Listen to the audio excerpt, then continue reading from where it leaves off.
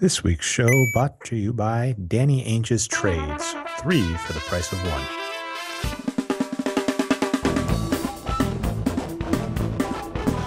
1. Welcome back to another Boxscore Geeks show. The NBA season is over, but luckily we're in that time of year where it still seems like interesting stuff is going along, and we can lie to ourselves and pretend as if we will still have basketball news, even though in another month or so it's just going to go completely bone dry, and this show will just be us talking about the good old days when basketball was being played. I'm your host, Dre Alvarez. You can find me on Twitter and pretty much every other form of social media as Nerd Numbers. With me, as always, is my amazing producer, Brian Foster, who you can find on Twitter as Boxscore Brian. Give a shout out, Brian. What's going on, Dre? A little bit of a pessimistic start to the show, actually. Very contrasting to Patrick's view, I'd say, who loves the off-season stat crunching, but I'm a little on your side, I think, more than his.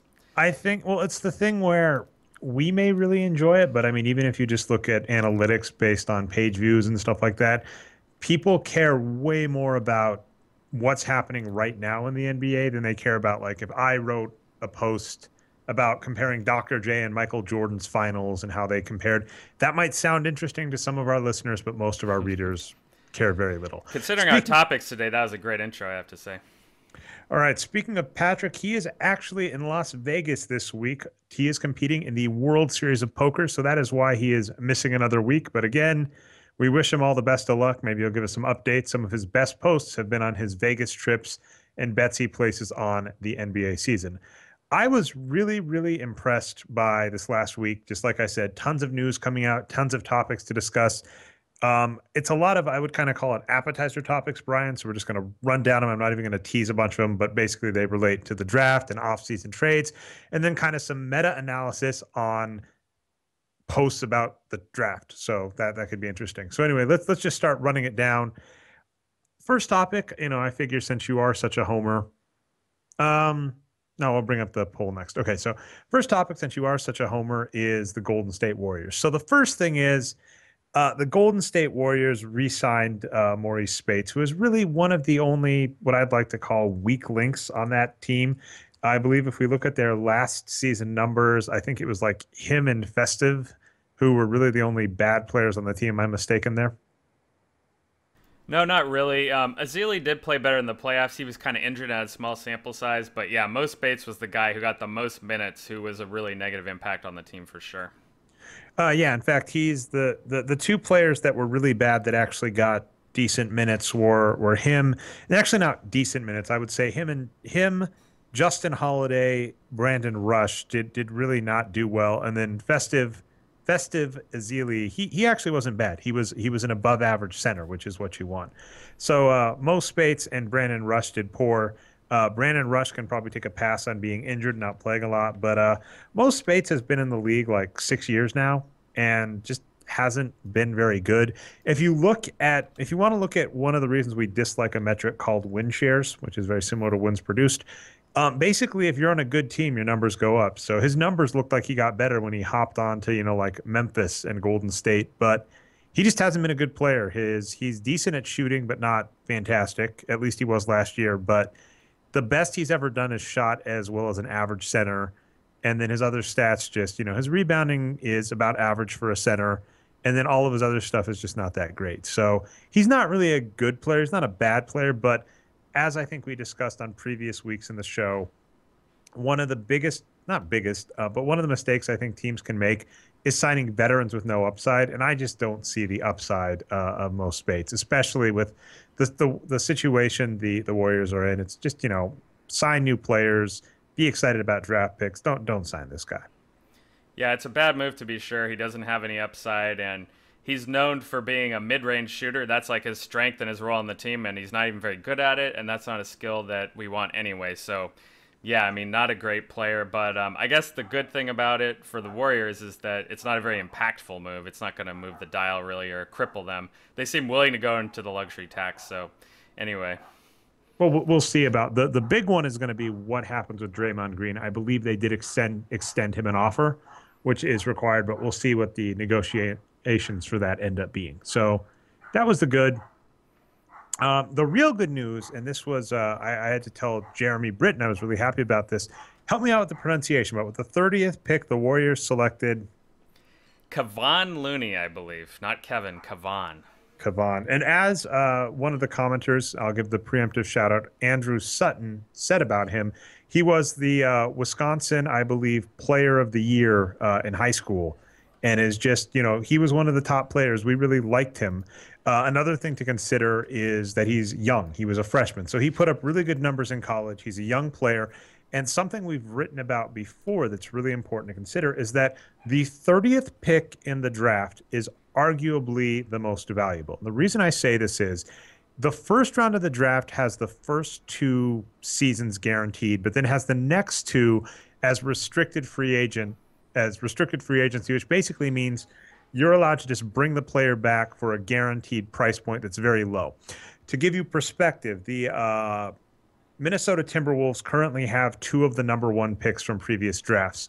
By their fourth year in the league, if they exercise all contracts on them, they will be making less money than Kevin Martin, who was a mid-level player they picked up. So that's pretty much the point. If you have the 30th pick in the draft and they pan out, you get them for 4 years for nothing with very lucrative options. They're slightly more advantageous than second rounders because second rounders really only have their first 2 years guaranteed. And then after that, they can basically fall prey to things like what happened with Gilbert Arenas. They made a provision about it to limit the amount of money. And more recently, Jeremy Lin, where basically their contracts can blow up if other teams try and poach them from you. You have the option of keeping them and matching the salary, but they get paid. A second rounder that goes off gets paid much better than a first rounder that goes off or can. And in this case, basically the 30th pick is better than the 31st pick in the draft by a good margin. And it all comes down to the contract. And the fact that the Warriors got a player that performed well in college and they've got him to this contract, that's just fantastic news for their future. And I guess the other part of that is the 30th pick better than, say, the 20th or the 25th pick just because of the rookie wage scale? They have to pay them less than those guys? Yeah, so this is one of those things that makes the draft. So last week I talked about just how much I hate the draft. And spoiler alert, I'm probably going to do that more as we get further into the show, Brian. But something that is really screwy about the draft is basically a sliding scale from the number one pick to the number 30 pick. If you look at Wikipedia, I believe they have it. I'll try and get that up in front of me. But essentially, yeah, if you're picked 30th, you make less money than if you're picked 29th and if you're picked 28th. And, all of them have the same scale. So all of them have essentially the fact that they're, going to get 2 years guaranteed. And then after those 2 years guaranteed, they're then going to get, a team option on the next 2 years. So that's how it works. And the rookie scale, yeah. So they've got an example on Wikipedia in 2013. So the first pick, Anthony Bennett, made $4.4 million in his first year. And then when you get down to the 14th pick, Shabazz Muhammad is down to $1.5 million. So it's even better than the 25th pick just for the money reason, because it's a couple $100,000 less than the 25th pick, which is, it's not huge in the grandest scale, but I'm just saying if you're looking at like a map of costs that you have to pay to a rookie versus, how good the contract is in your favor, the 30th pick is just this apex of where you're paying them the least you have to and getting the most advantageous options you can.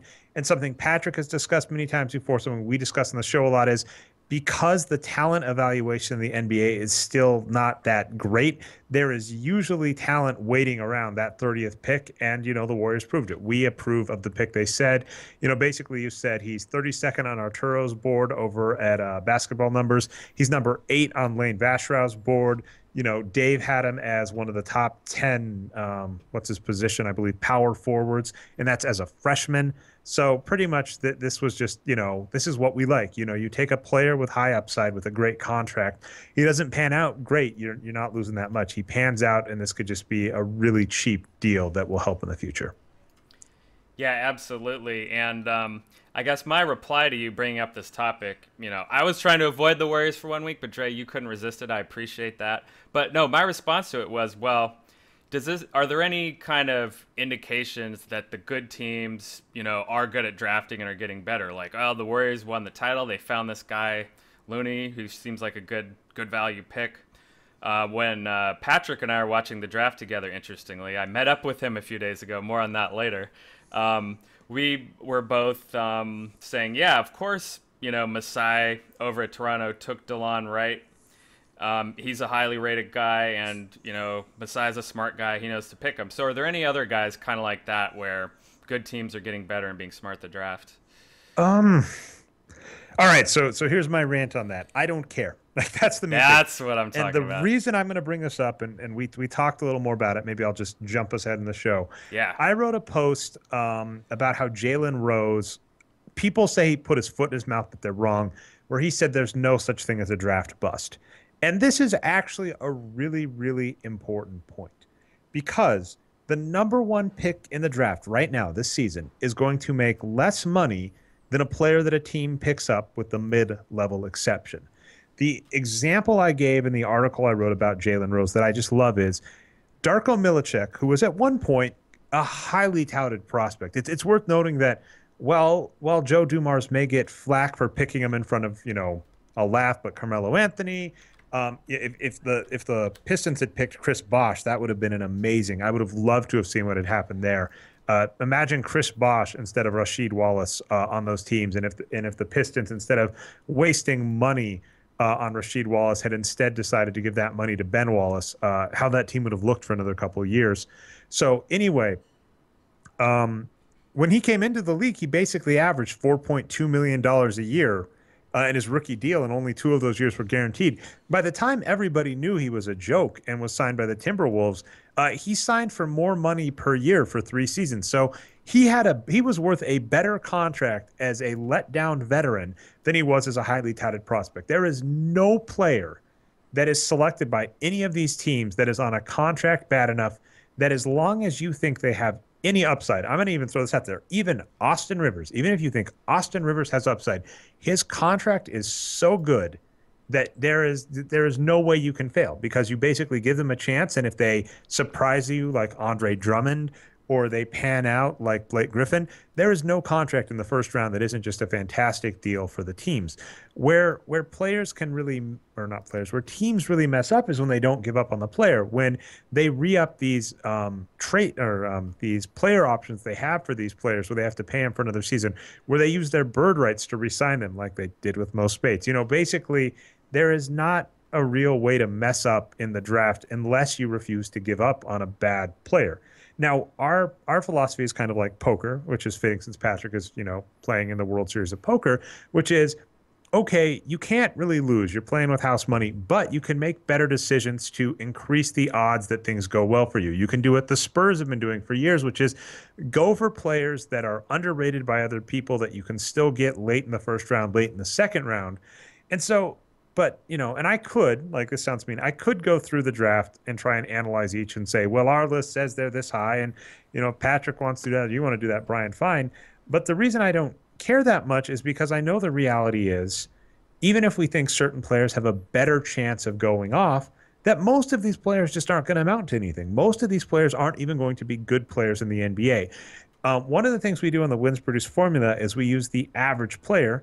But anybody who's taken a statistics course knows the difference between mean and median. So mean is if you take all the players in the NBA and you take the midpoint, just averaging all of their production together. Well, when you have star players like LeBron James and Steph Curry, who play really, really good, and the worst players in the league who are quite bad just don't get as many minutes and don't play as much, obviously the mean player performance in the NBA is going to be higher than the median, meaning what the average player does, especially since a lot of these players are backup players. So it just comes down to the fact that I know I don't even have to look, that like maybe 5-10 of these players are going to become decent players in their career. Maybe 1 or 2 of them will become a star level player. And even if they become a star level player, they might just wallow on a bad team or get injured. So I'm less interested in that, even though, obviously props to Masai for doing what Masai does.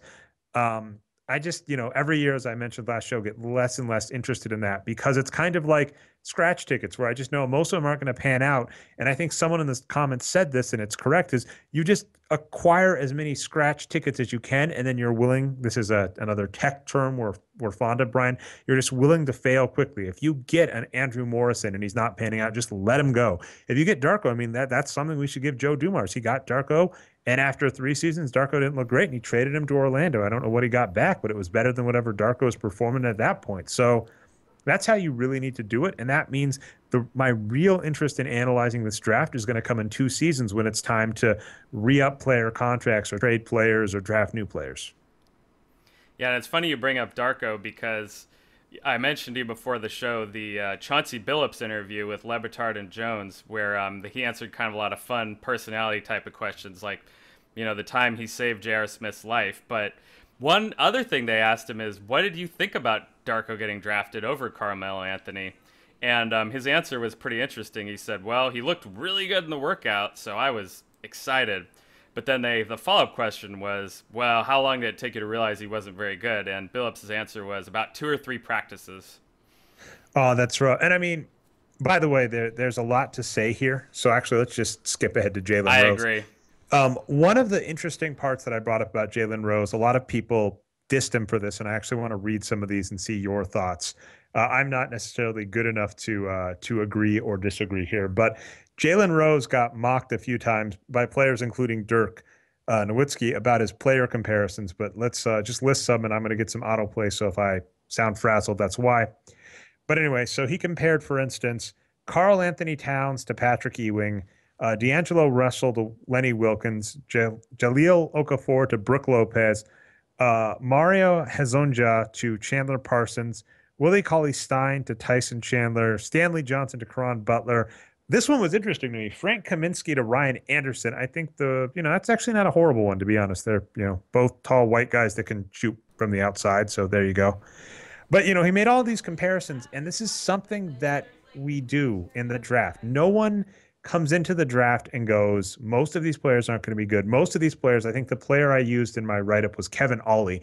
And the trick for that, by the way, is I went to the Boxscore Geeks players page. I sorted by wins produced. I hopped back to 2012, and I picked the first player on page 4, which would be about the 200th player in the league because we show 50 players a page. So basically I said, pick some player in the middle of the NBA 10 years ago. And that's, in terms of production, and that's probably what you're hoping for in the most cases. In most cases, these players aren't going to pan out. And yet we see, you're even Karl Anthony Towns, who is being touted as an amazing prospect, you're comparing him to Patrick Ewing, who, while I think he is overrated, was still one of the best Knicks ever. It's like, really, that's who you're going to pick. You're going to pick a Hall of Fame player that's, maybe 1 in 100, maybe 1 in 200 in the history of the NBA. That's just not realistic. And so when we're looking at, Chauncey Billups and saying Darko Milicic, the issue is when Darko works out for the team, they should be realistic and say this player's probably not going to be very good. He's probably a good player, maybe, if we're lucky, and he's probably not going to be a good player. So I'm sorry, I said he's probably a good player. I'm saying he might be a good player. He's probably not a good player. He might look good, but we should keep that cognizant. But what happens? They get their big heads and, oh my God, I hear who was the player drafted by the Knicks? I'm going to completely slaughter his name if I try this. Ooh, let's bring up the big board here. Let me see if I can get it in front of me. So the Knicks, with the number 4 pick, drafted Kristaps Porzingis. And I recall that I read some articles by Phil Jackson where he said his scouts were telling him this is a once-in-a-lifetime player. And that's just ridiculous. I mean, he might look really good, and you really shouldn't fall for that kind of stuff. This is very Moneyballish, right? All these guys are impressed by how the players' girlfriends look and how they look like a 5-tool player. And we just know. We know from years and years of data that most of these players don't pan out. So instead of getting these big ideas in your head that this player looks amazing and might pan out, and that's what happened with Darko, you maybe just go, this player's probably not going to pan out. Maybe we're going to go for the player that we have more data on. Or, actually, and I don't hate that they went for Darko. I actually don't hate that decision. They just had to do what they did, which is give up on him when things failed. When the Pistons actually fell apart, it wasn't Darko Milicic that was really the failure of them. They re-signed Rasheed Wallace, which kind of put them in a bind salary wise. And then when they gave up on Chauncey Billups and decided to spend the money they gained on how am I dropping their names already? Ben Gordon and the other player who's not very good. Apologies, wasn't good. That's when it fell apart. So it wasn't the draft that did him in. We shouldn't overreact to the draft about good players or bad players. Although I am curious on like Chauncey Billups' point, if you can tell in a couple, if you can tell in a couple of practices, maybe don't go for the player you haven't seen that much of. Porzingis' defense, he was the tallest player in the draft, so at least they agree with us on that. But Something I that do agree with your trouble, overall something point. that troubles me about him because I looked up some of his numbers. His shooting's not bad, but his rebounding's not good. And maybe this is just a bias of mine. I always yell at, sniff tests and stuff like that. But I do get worried when big players can't rebound. Because I mean, like even Dirk Nowitzki, when his game started going downhill, basically he just stopped rebounding that well, but he still pulled down rebounds. When you have players like Andrea Bargnani who can't rebound worth a damn, and he's 7 feet, I get a little worried. So when I looked at Porzingis' numbers and was like, wow, he's not really getting that many rebounds for how much he's playing. That seemed like a warning sign to me. So maybe he'll be a once in a lifetime player, kind of like Andrea Bargnani, Andrea Bargnani, I love this guy because he is literally one of the worst players to ever play in the NBA. If he can keep playing for a couple more years, he could have the worst career wins produced of any player out there. Yeah, there does need to be a little more sunk cost awareness probably in the NBA. But so I guess to summarize everything you're saying, basically, it's a problem of expectations that maybe the media is, it's to their benefit to really raise everyone's expectations, hype up the league. One thing we like to talk about is how Bill Simmons ran afoul of ESPN by criticizing the NFL too harshly, right? So maybe this is the opposite with the NBA draft. They have a lot of incentive to really, hype everything up. And then since it's, going to be years into the future until we'll actually be able to figure out who is right and wrong here, there's no one to ever call them out in the end on it. Well, I mean, yeah, exactly. I mean, this is really not that exciting, to be honest. The NBA draft is legitimately a bunch of new players coming into the league, most of whom are going to fail, most of whom aren't going to be good, a few of whom might be good, who are probably going to end up on teams that are going to be bad for years, even with these players. So it's not really a big boon to a bunch of teams in the NBA. The status quo isn't going to make their team a playoff team or a contender. Most of the teams are just going to, if they're bad teams, stay bad. If they're good teams, stay good. But you do have to hype it, right? You have this media market where, it sounds kind of mean to compare to, but it's almost like a holiday like Father's Day or Mother's Day or Valentine's Day, where there is a lot of incentive to really hype it up and really convince people to buy into it. And they have to do that. And a large part is, I mean, as I mentioned, it's just masking the fact that this is all a charade to really restrict player rights and bargaining power in the NBA. That's really all this boils down to. That's the reason the owners like keeping the draft around is not that it helps parity in the NBA. Even the teams that get players like Anthony Davis don't become competitive for years and years. But what helps the NBA as a whole is you don't have new talent coming in and demanding good contracts or good pay or to play for teams they want to. And if you take that out, you keep the bargaining low and you keep the power to you. And that's pretty much what this boils down to. And I hope in the next CBA they remove the age restriction. But in reality, like the draft should just be done away with. And I know this is like a harsh take to take right after the draft happened, but this is just a ludicrous system in place. And actually, I want to get this in. I didn't give you the link, but so something happened this week, Brian, is Jimmy Butler was offered the max contract extension by the Bulls. The second this happened, he's a restricted free agency. This is how the draft works. When you're drafted, 2 years guaranteed, 2 years unguaranteed after your rookie contract's up. They basically can offer you a min qualifying offer. That means that they now have your restricted free agent rights, which means if another team offers you a contract and you sign it, if your original team likes the terms of that contract, they are allowed to match and you stay with that team. So this puts Jimmy Butler in an interesting position because I guess the rules also state that because he received such a good deal, he's only allowed to really, the only contracts he's allowed to get from other teams are multi-year deals. So he can't get what he really wanted was he wanted the Lakers to offer him a 1 year deal and go play for the Lakers.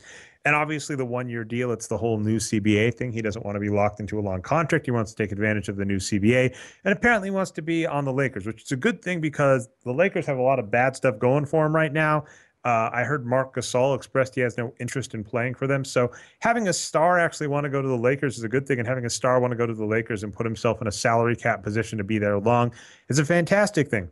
But I read some articles that basically said this can't happen by the rules of the CBA, which basically restrict Jimmy Butler to, at this point, just staying with the Bulls. And the only real option he has if he wants to play for the Lakers is he can sign the min qualifying offer, which is a really low value. This is what happened with, I believe, like David Lee and Paul Millsap. He signs like a 1 year deal for way under his market value. And then at the end of that year, he's a free agent and can sign wherever he wants.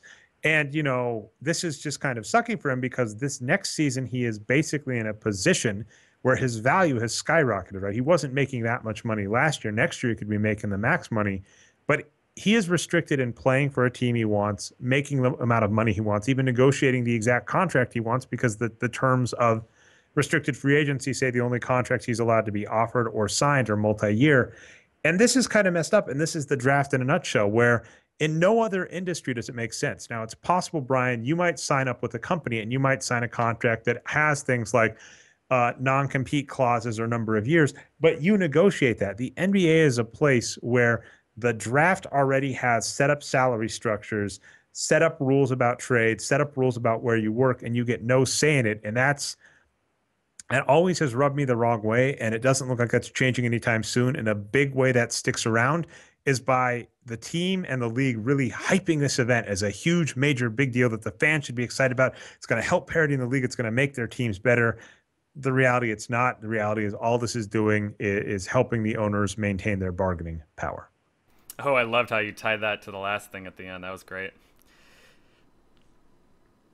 So, yeah, sorry, I realized I hopped ahead on Jalen Rose. I think I said everything I wanted to say on him. What would you prefer to talk next? I'll leave this to you, the producer, Brian. Would you prefer to talk the 76ers $3 million fine or the Celtics and Hornets ridiculous trade? Now let's go to Celtics and Hornets. Let's keep the, roster building stuff together. All right. So actually, it occurs to me I don't have the link I want up here. But what ended up happening is with the 9th pick in the NBA draft, the Celtics selected Frank Kaminsky and thus won on Nerd Number's draft board of who wins the draft, although not really. Because what ended up happening, and I'm going to try and get this in front of me, the Celtics offered a trade for the 9th pick. And there's so much hilarity about this because, let me see if I get the exact terms. This is according to Chris Forsberg over at ESPN. The Celtics made a strong final push to multiple teams in the 4 to 9 spots on draft day. It culminated with an all-in effort attempt to get Charlotte to deliver the number 9 pick with Boston lusting for Duke Ford, Justice Winslow. And so, by the way, I don't think any of our numbers think he's that good. I didn't see any of the draft boards I respect that actually have him being that good of a player. So that's already hilarious. According to sources, the Celtics' final offer to the Hornets was a package that could have featured as many as 6 draft picks, including 4 potential first-round selections, a combination of picks from this draft and the future. But the Hornets could not be swayed and turned down multiple offers to select Wisconsin center Frank Kaminsky. Oh my goodness! The GIF I sent you, Brian, is a famous one on the internet at this point. It's 2 kids in a Taekwondo fight, just kind of making fake kicks at each other, and it's hilarious. They just look so silly. It's pretty small, but we can sort of see it. Okay, so anyway, I'll see if I can get a bigger. There's a YouTube video that I can give you for the actual show notes. But anyway, that's what this felt like to me because explain for our audio listeners why this GIF matters. Because it's 2 little kids that are in a fight, and all they're doing is like making silly kicks and not connecting, and just kind of like dancing around, kind of silly. And they're in full pads, so it just looks utterly ridiculous. And that's what this trade felt like to me because neither of these teams was very smart. This was a hilarious thing to watch unfold. The Hornets turning down that much swag for 1 pick is ridiculous. And because of the same reason as mentioned, even if you think Frank Kaminsky is a great prospect, you have no way of knowing how good he can actually be. And the number of picks you're offered, you just go with the picks. And then on the same token, Danny Ainge, are you kidding me? You've spent years and years and years stockpiling all these picks to try and make yourself better in the future.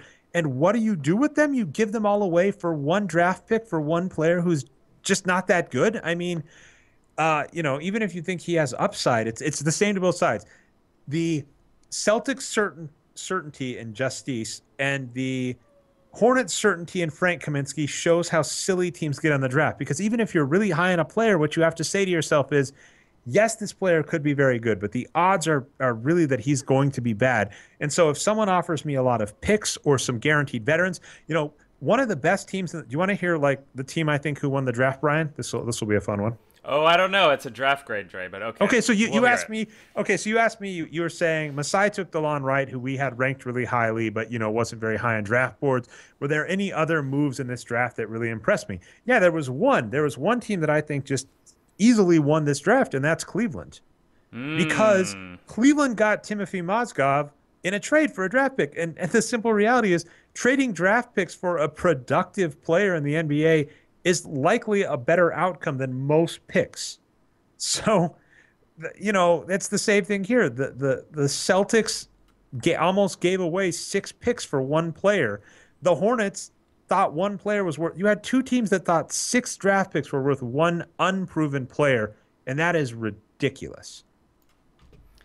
Yeah, I guess. No, I sort of read that too. I didn't get to read as much as you did, but my first thought was sort of, this sounds kind of bogus. Like, is there any way that was real? Did he really offer 6 picks, or is he just saying it to keep Kaminsky's cap happy? If we were gonna trade you, it would have been for a king's ransom. Just to pat his ego a little. I don't know. Maybe, but a lot of the sources near it seem to think it was real, and Ainge has come back and said it may be better that he wasn't allowed to make the trade. So it sounds legit, which is what makes it freaky to me. Yeah, and it's weird he'd admit that for his image. We're all for being open and whatnot here, but when you're like a big corporate executive like that, it's kind of, I don't know, it kind of hurts the company's image to say something like that, I think. Well, there's a lot interesting about that where I think I agree, maybe disagree. I mean, first off, as a GM, if you're perceived by other GMs as bad, I think it helps your image. Oh, I like this. And so here, I don't have much more to say on that other than this is why the East is so terrible. I mean, out west, you'll have Daryl Morey and Daryl Morey and Buford trying to make trades where they're trading like an underrated second round pick for a future good player and all this stuff. And I have a lot of respect for the drafting and most of their trading. I think, as I mentioned before, I think it's really hard to find teams in the NBA that are immune to getting upset with players or getting upset with short-term performance and making irrational moves. That's a really hard thing to get over, not just in the NBA, in business in general. This is just a common flaw. But the West is much better than the East in terms of teams that are making savvy picks. But what I was going to say is the 76ers were fined apparently because they lied about Drew Holiday. I guess towards the end of his tenure with Philadelphia, he had a stress fracture, I think in his left leg, might be his right leg, but in a leg. He had a stress fracture in his leg. And then they traded him, for Nerlens Noel and I think another pick. And so he goes to the Pelicans where he doesn't play that well and it has a lot of injuries.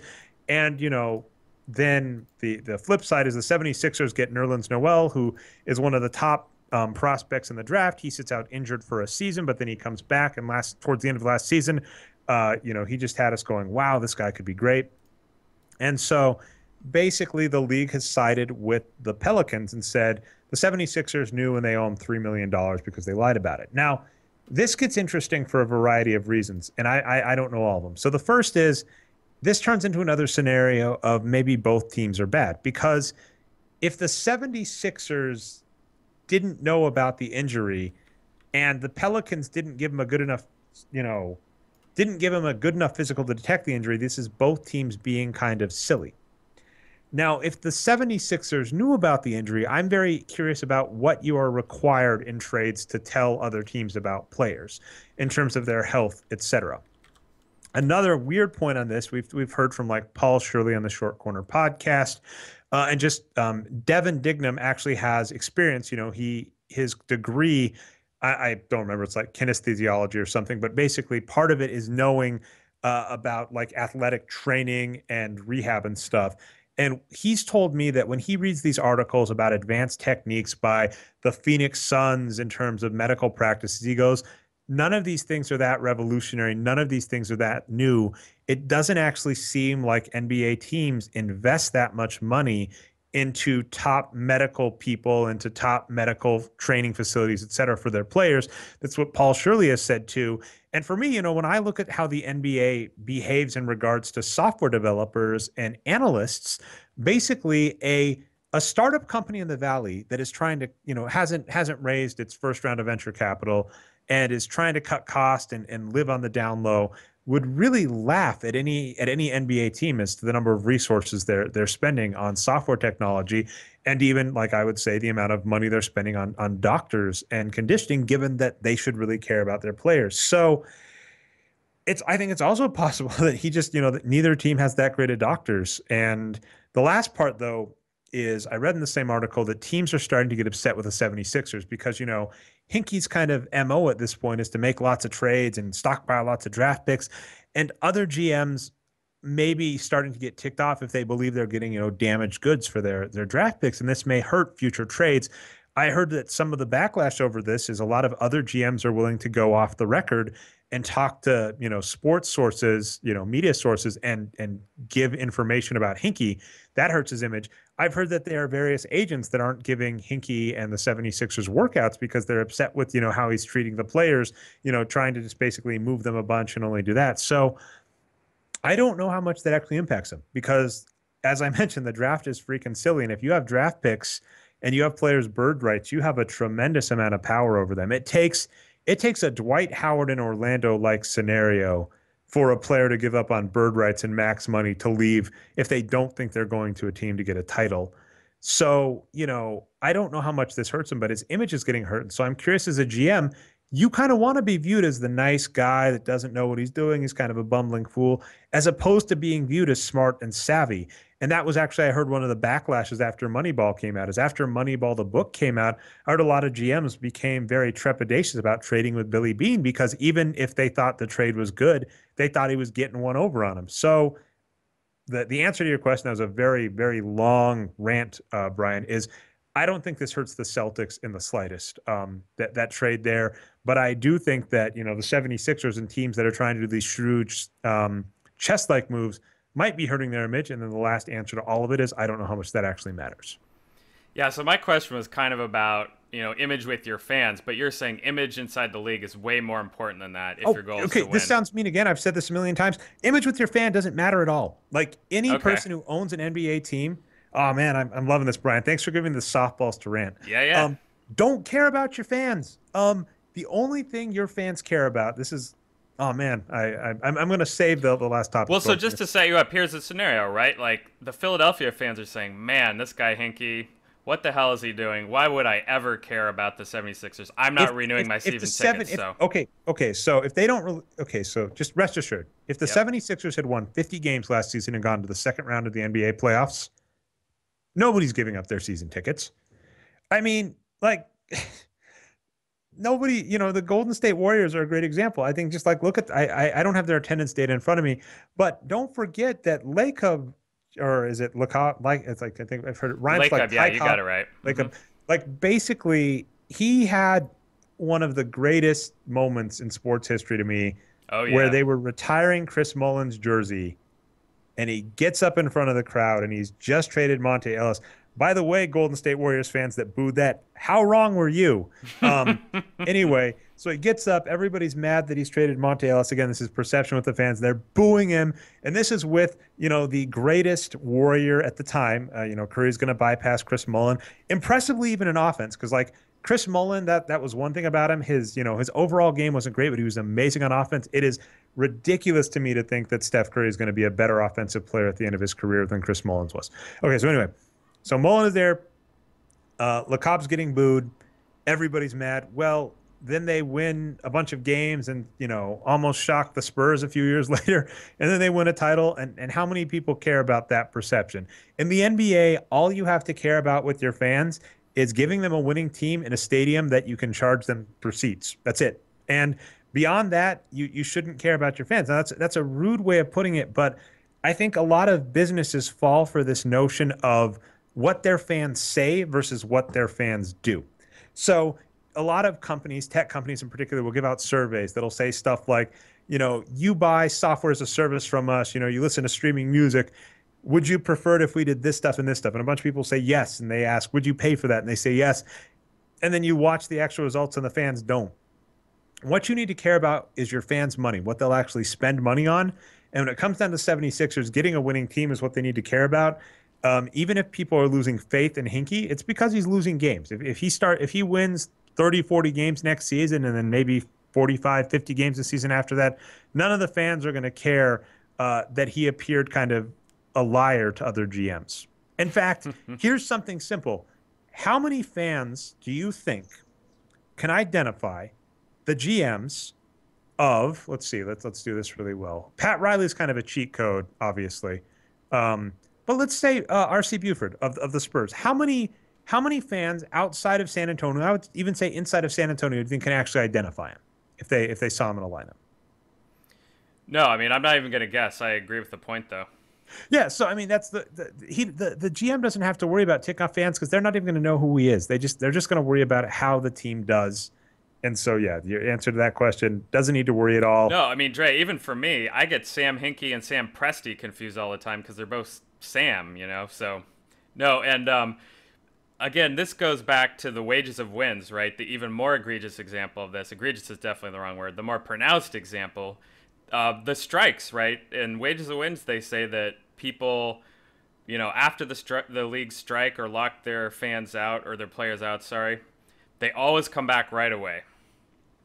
Oh, absolutely. It is not even close. And I mean, that's the thing. You ask these fans that there's a strike, and the fans all say, oh, it's the worst thing ever, and I'm never coming back, and I can't believe it. And then you just watch right after the strike ends. And what typically happens after strikes end is because there's been a lack of that sport, they have like their best attendance numbers to open up the season in a couple of years. So it's kind of a ridiculous thing to me to think that.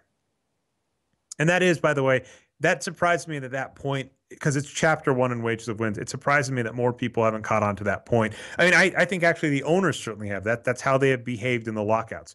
The owners are winning the lockouts because basically they know that they can pressure the players and say, you got to come back. You got to sign the paper. If fans are going to be mad, they're not going to come back. If they don't come back, there's not going to be any money to pay your salaries. And the players cave. Whereas the owners go, oh, they don't care one lick. They'll come back even if we all strike. Yeah, absolutely. All right, so that got us through that. And let's just actually give a general thesis on the draft as a whole and the media. I've read a lot of articles after the draft, and a bunch of them have draft grades. And, I was going to say I hate to point fingers. I don't hate to point fingers. There's a Mark Spears article about the draft that I found just ludicrous. I've like skimmed through it once, but one thing that stood out to me, I'm going to read this out loud. With the 26th pick in the draft, the San Antonio Spurs picked, I apologize for just messing up your name, but Mikola Milutinov. I hope I got that right. 7-foot foreign player that they're going to stash for a couple of years. Not a surprise to anybody. And that's how Mark Spears starts. This is what Mark Spears wrote. To the surprise of nobody, San Antonio drafted a foreign prospect who will remain overseas for a couple of years, yet could pay off long term. Milutinov runs the court well, has good footwork, and scores capably in the paint. I'm going to pause right here and say all of that sounds like good things that you'd probably want in a player. Tack that on to him being 7 feet, and what's the problem? Back to Mark Spears. Taking him and stashing him in Europe will save salary cap room that the Spurs can devote to a free agent this summer. That sounds amazing. That sounds like exactly what the Spurs need. A player that could be great in the future, a player that saves them cap now so they can keep their team strong now, a player that has all the skills you want, that is drafted by one of the traditionally best drafting teams in the NBA. And so after all this analysis, Mark J. Spears gives the grade of C. So The Spurs get a C for picking a good player with good qualities that's going to save them cap space in the short term and could pay off in the long run. What the heck? And so there's stuff like that. But then I also noticed, I forgot, I was counting before the show. But if you look over this, there just aren't that many bad grades. There are a lot of A's, some A pluses. I think when it comes down to C grades or below, I believe it's less than 5. So the Wizards get a C plus for their trade. Their draft. The Boston Celtics get a C. The Bucks get a C. I noticed that no team in the draft lottery got a C or below. Was that a dog? Anyway, the Timberwolves get a C, the Grizzlies get a D, the Lakers get a D, and the Warriors get a C. So that's seven teams with a C grade or below. Well, the reality of it is that's really confusing. But the reality of this is just that keep going, Dre. I'm muted, so don't worry. Okay, perfect. Yeah, sorry. So I was talking to Brian in my ear. There's a dog barking in the background, and I didn't know if he was muted or not. But it definitely keep it going. Keep it going. Keep it going. Brian, being the good coach. Okay. Don't call timeouts. Be like Phil Jackson. So anyway, there are lots of places where grading on a curve is stupid. I think grading on a curve, if you've got a pre-med class with a bunch of doctors that think homeopathy is a real science, you don't want to give that. If that's the average person in your class, you don't want to give them all C's and let them go on to the next grade. If you've got a really talented tech company that grades on the curve, and for the record, a lot of really big tech companies do this, which is stupid because in theory they have the best and brightest. And Malcolm Gladwell has even written about this. He calls it elite institution disorder. This idea that really smart people, when they're put into a population of a lot of really smart people, kind of flounder unless they're best of the best because they feel stupid in comparison. That's really dumb. The one place it makes sense to grade on the curve is the NBA, because if your opponent gets a really good player and you get a really good player and they were 5 wins better than you, guess what? They're still 5 wins better than you. And yet when I look at all these draft grades, all of these people are really effusive. Every team picked really good in the draft except for a few. And the teams that get bad grades tend to be good teams that kind of make picks for players that seem to be more shrewd instead of going for the flashy players. Again, the Golden State Warriors actually got a C for their thing. His analysis is that Cavan Looney may require surgery from an injury. This is the team that, has the biggest upside in Steph Curry, who had some injury concerns but ended up being great. They don't, basically, oh God, he uses shot creation, but, we really like this guy. He's a big. One of the things they're looking to do is move David Lee. He was really productive as a freshman. He's dirt cheap, and yet he gives them a C for that. So I find a lot of times the text doesn't line up with the grades and the grades feel inflated. And that just, to me, is in general the problem with draft grades. And, you have to see this every single year. Every single year I look over all of these draft grades that basically say, oh, wow, look at how great all of these teams did. Look at all the amazing players all of these teams picked up. Isn't it going to be amazing? And for a fact that even if that were true, which it's not, that means most of these teams are just running in place, that all of them got good players. So their relative advantage isn't going to improve. No, well said, and maybe those two guys will end up being shitty, and Yahoo is right, Dre. What do you say about that? Well, again, I think I know. No, that's a fantastic point, because I think who was the person that was going back in time and changing his graph grades? Oh, I know what you're talking about, but I forgot who it was. Okay, Mark Stein, maybe. See, I'm gonna say the wrong guy. Okay, why don't you look it up and I'll look it up. Okay, so anyway, but the point is, the best strategy to do, and I think there was on the Freakonomics podcast, they had an episode where they discussed this. The best strategy to do is to just call all of the players in the draft great. And when they pan out, when one of them pans out, because, out of all these players, it's likely you'll get one player that pans out. You'll say, see, I called it. I said that guy was a star. And then but when these players don't pan out, no one's going to come back and say, remember that time you said that this player was really bad or really good and they didn't pan out? Wow, weren't you silly? So when it comes down to it, that's a really good strategy to take if you're not held accountable for what you're saying. And the reality, we talk about the sports media all the time, is they are rarely held accountable for what they say. They just make stuff up. That was one of my other points in the Jalen Rose piece that I discussed, for Jalen Rose was being dissed. He brought up a stat about the number of active players that have played at least one NBA game, and he got mocked, and he said, he just used an intern to look up that stat. Great. I really wish more teams would actually look up stats and have people, if you're at ESPN, you have these interns, you have people that are paid to be analysts, ask them to give you concrete numbers instead of making stuff up. Whereas we just see people make stuff up and then years later say, remember that time I said that thing? Look how right I was. Yeah, and I want to get this correction in right away since we're assaulting someone's professionalism here. It was not Mark Stein, apologies. It was his co-worker at ESPN, Chad Ford. This is from a January 24th in 2015 article by Timothy Burke on Deadspin, where he accused Chad Ford of retroactively editing his draft boards for years. Yeah, and that just seems silly. I actually think I'll just let you show the GIF or video. I don't have too much to say about this, but it is a point that we're kind of talking about just how big and hyped the draft is and really how much it doesn't matter. And an example is the Jahlil Okafor dropped jersey, who Jahlil was selected by the 76ers. I can't feel bad, by the way. Who was the player last year that when he was selected by the Timberwolves banged his head on the table? I remember that image, but not the player, unfortunately. I feel really bad. But when you don't have a choice in where you're going, I don't feel bad for players not being happy with their team. But so that's everybody's getting really hyped. Oh, wow, look how he's disrespecting his team already.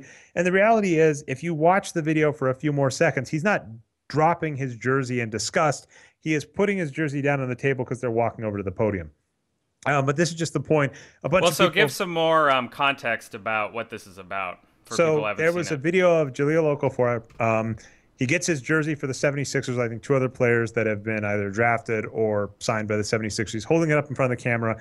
And then it looks like he tosses his jersey down kind of angrily and walks off. What's happening is they're about to go over to the podium. He puts his jersey on the table where he would be sitting and is walking over. He's going to come back. And in fact, he doesn't quite do it well. He looks like a college-age student, hasn't learned how to fold clothes right. He kind of tries to drape it over itself. But people freaked out really quick. And that's just this time of year where any bit of news, any draft prospect, people just overreact to tremendously as if it's a huge deal.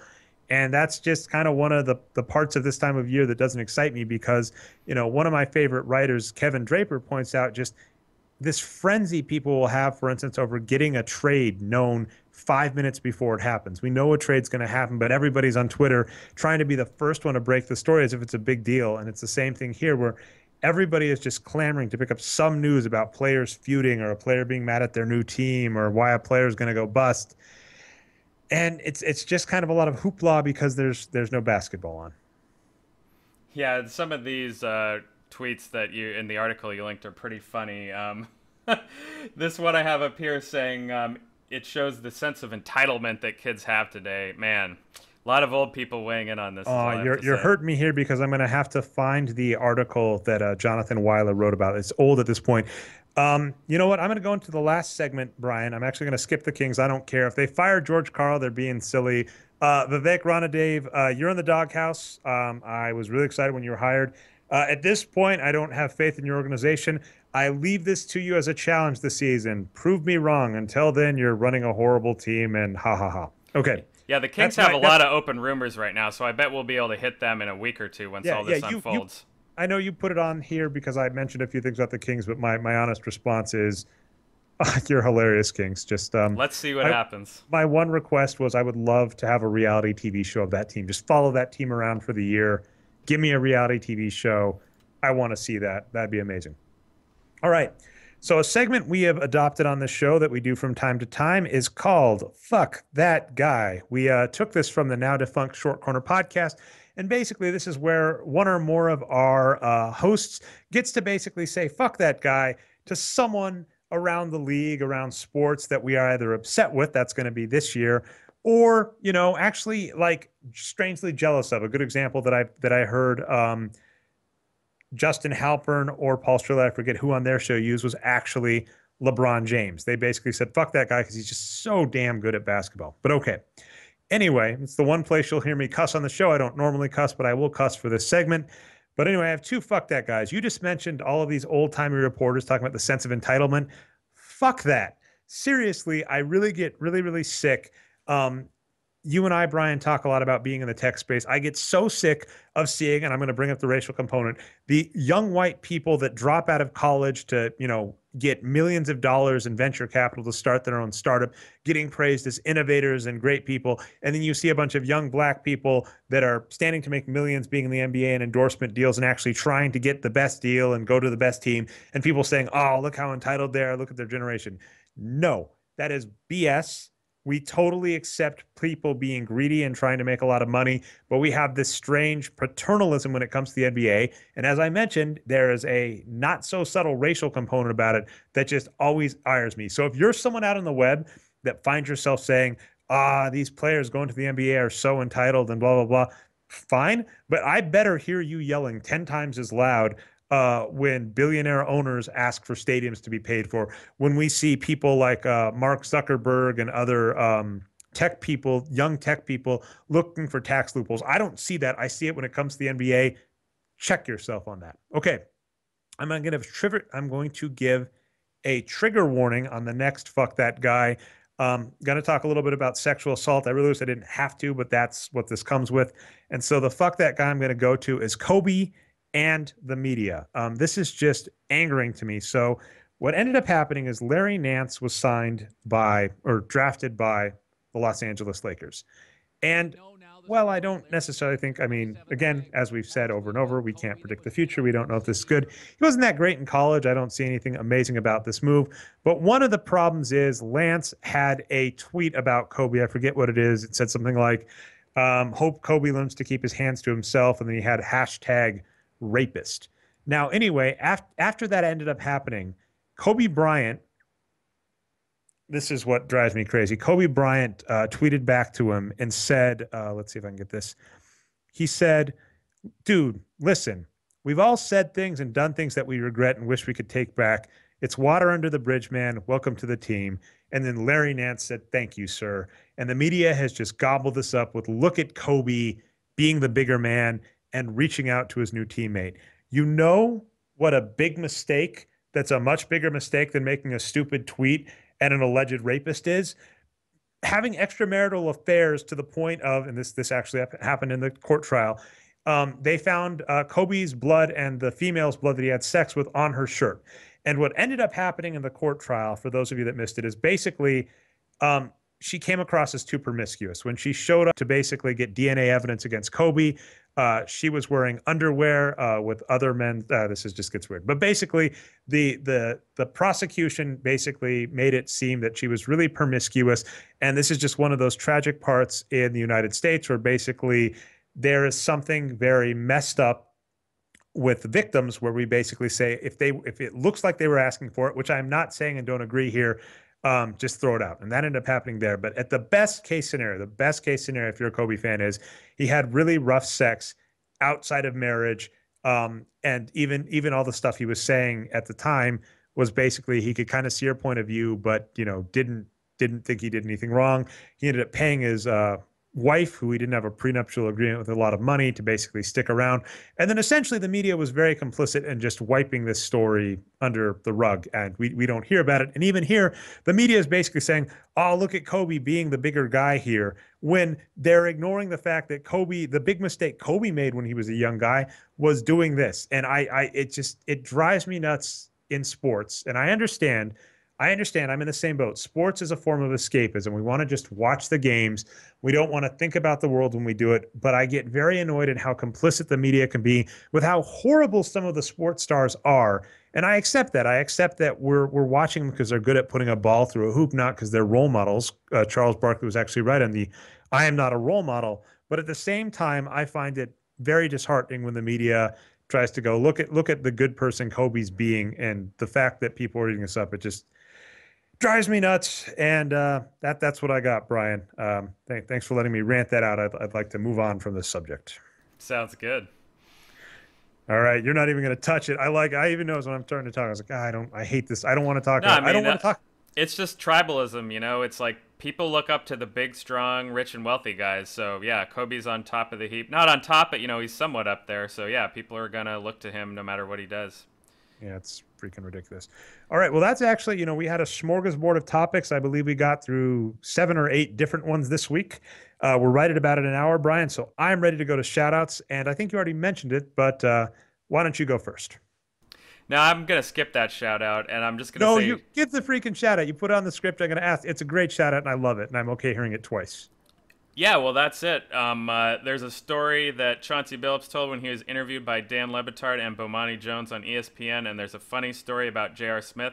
And yeah, we'll put the link up for people to watch. But my real shout out is to Patrick and his fiance, who I got to meet last Thursday very briefly. They're incredibly lovely, great people, so that was fun. Oh yeah, I got lucky enough to meet them both a few years ago at Sloan, and yeah, awesome people.